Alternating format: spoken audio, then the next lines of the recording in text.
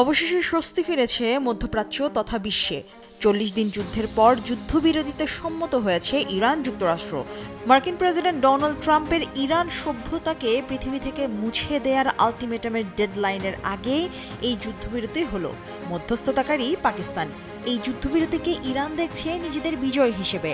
আর বিবিসির এক প্রতিবেদন বলছে, ক্ষেত্র বিশেষে প্রেসিডেন্ট ট্রাম্প এখানে জয়ী, তবে এর জন্য তাকে চড়া সুদ দিতে হয়েছে।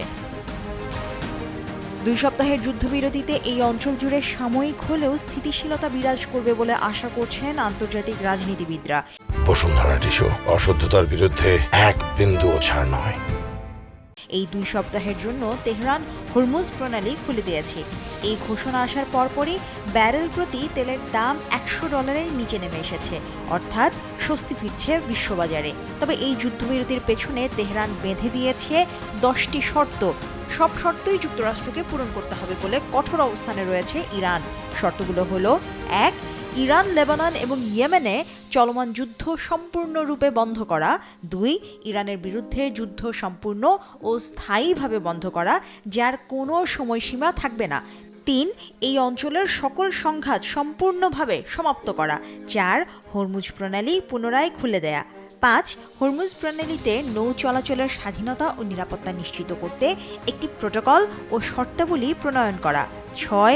ইরানের পুনর্গঠন ব্যয়ের জন্য পূর্ণ ক্ষতিপূরণ প্রদান করা। ৭.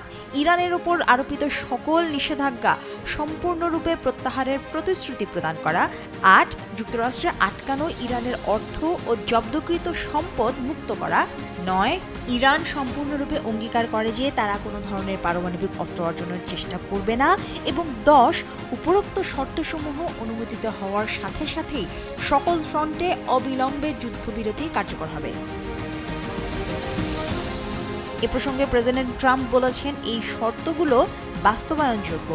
এদিকে যুদ্ধবিরতিতে সম্মত হওয়ার সঙ্গে সঙ্গেই সেনাবাহিনীকে গুলি বন্ধের নির্দেশ দেন ইরানের সর্বোচ্চ নেতা মোস্তফা খামেনি।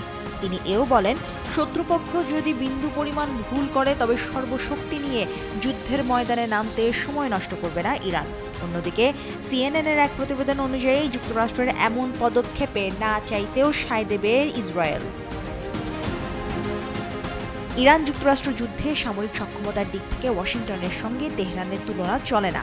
তবুও মার্কিন সেনাবাহিনী, প্রযুক্তি এবং উন্নত অস্ত্রশস্ত্রকে ইরান তাদের কম সক্ষমতার অস্ত্র দিয়ে যেভাবে পাল্লা দিয়েছে, তাতে প্রেসিডেন্ট ট্রাম্পের যে ঘুম হারাম হয়েছে তা তার বিবৃতি বা বক্তৃতায় স্পষ্ট বোঝা গেছে বলে মত বিশ্লেষকদের।